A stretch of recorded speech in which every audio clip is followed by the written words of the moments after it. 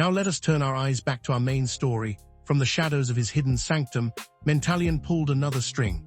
The Dilio riders had served their purpose, spreading Jekyll juice across the world and creating chaos. Now it was time for them to burn. And nothing would hurt Captain Tougharm more than watching his makeshift family destroy itself. It began with a twisted reunion. Mentalion manipulated Uzi and Tubesocks, now heavily enhanced by Jekyll juice, into playing matchmaker.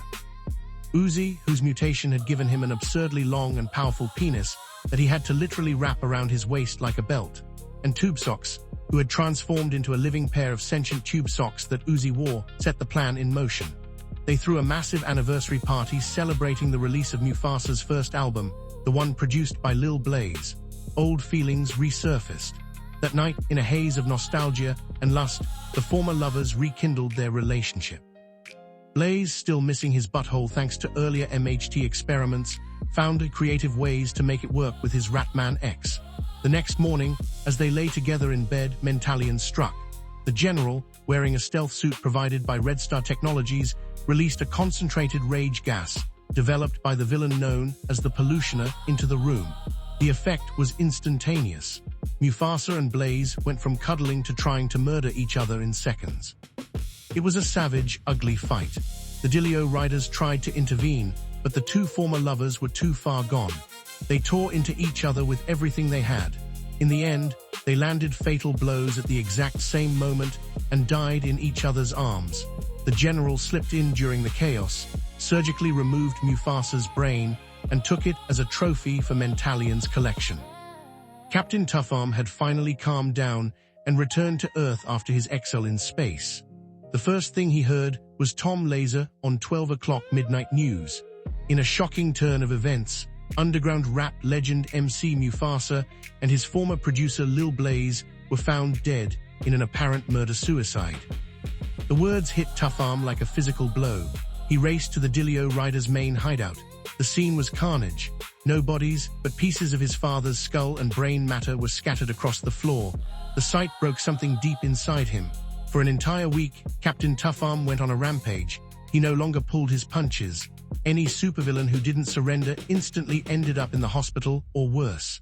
The body count rose. The news painted him as a loose cannon, a danger to everyone. President Adam Lincoln recalled Lincoln's guard to the White House. The man-made angels were given strict orders: do not engage. Without Muufasa's leadership, the Dilio riders fractured into dozens of smaller, more violent gangs. The once unified force dissolved into chaos. Mentalion and the General watched the news feeds with satisfaction.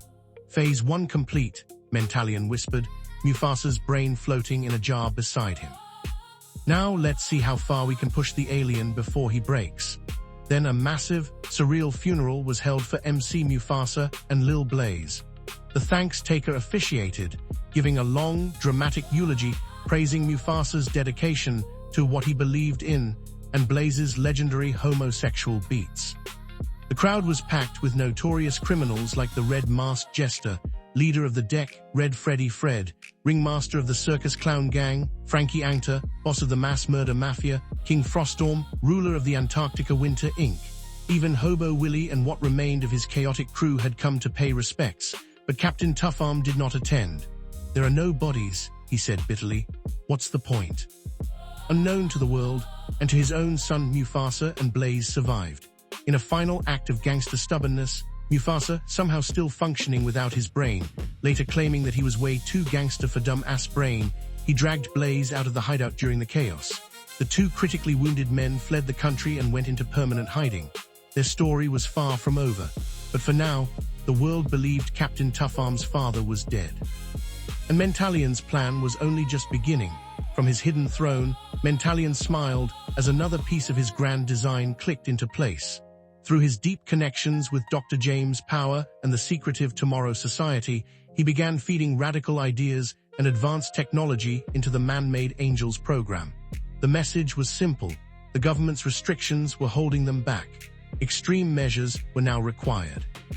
Man-God Connor, frustrated by constant political oversight and growing more authoritarian by the day, was all too eager to accept. He gave his forces new orders: apprehend or eliminate any and all mutated or enhanced beings by any means necessary. The man-made angels quickly descended into outright tyranny. Racial profiling became standard. Warrantless raids on homes, deceptive tactics, indefinite detentions, and brutal suppression of protests became everyday occurrences. The public, once somewhat supportive, began to turn against them in horror, but they still had a hold on part of the population who thought they were doing the right thing. President Adam Lincoln was livid. He had lost control of his own creation. Mangod Connor openly ignored direct presidential orders. In a televised address, Lincoln officially labeled the man-made angels a terrorist organization, revoked all their authority, and issued an arrest warrant for Connor himself. But it was too late. The angels had grown too powerful, too entrenched. Many within the organization chose loyalty to Connor over the president. Faced with a crisis spiraling out of control, President Lincoln made a desperate and humbling decision. He reached out to the one being he had spent months trying to capture. Captain Tougharm, who was still reeling from the death of his parents, was exhausted. Between fighting rogue man-made angels and the endless wave of new Jekyll Juice villains appearing daily, he and the other heroes were being stretched to their limits. Lincoln granted Tougharm official authorization to operate as a hero on U.S. soil, with the condition that he not cross certain moral lines. Meanwhile, Lincoln's guard, Eagle Jones, and the others were ordered to remain at the White House for the president's protection. Emboldened by his new freedom, Mangod Connor made a bold move. Tired of the self-righteous holy warriors constantly interfering with his operations, he secretly reached out to their dark mirror images, the Abrahamic Axis, Kabbalah Thomas, Dark Cross, and the Crescent. The three zealots accepted. While Connor maintained encrypted communications with Benjamin Sleep, waiting for the perfect moment to strike, everything continued moving according to Mentalion's design. Captain Tougharm was being pushed further and further toward the edge. The United States was descending into chaos, and somewhere in the shadows, Mentalion and the General watched with cold satisfaction. Mormon unity will rule this world, Mentalion whispered, and then the universe.